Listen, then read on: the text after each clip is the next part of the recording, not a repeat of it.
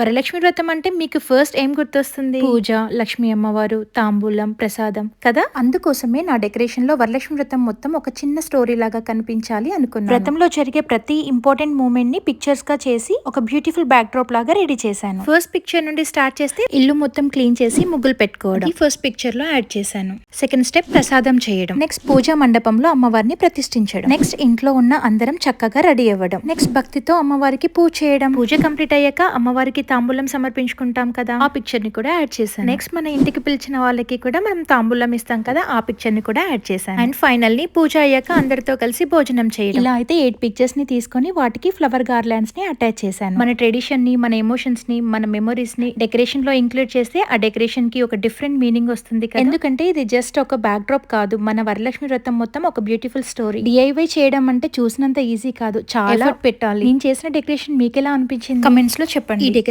Only పూజకే కాదు, సీమంతం టైంలో ఒక స్టోరీ, ఎంగేజ్మెంట్ లో స్టోరీ, ఇలా డిఫరెంట్ గా యూజ్ చేయొచ్చు. మీకు ఈ ఐడియా నచ్చితే వెంటనే ఈ రీల్ ని సేవ్ చేసుకోండి. నెక్స్ట్ ఏదైనా ట్రెడిషనల్ డెకరేషన్ కి ట్రై చేసేయండి. ఈ వీడియో మీకు నచ్చినట్టయితే మన ఛానల్ ని సబ్స్క్రైబ్ చేసుకోవచ్చు కదా.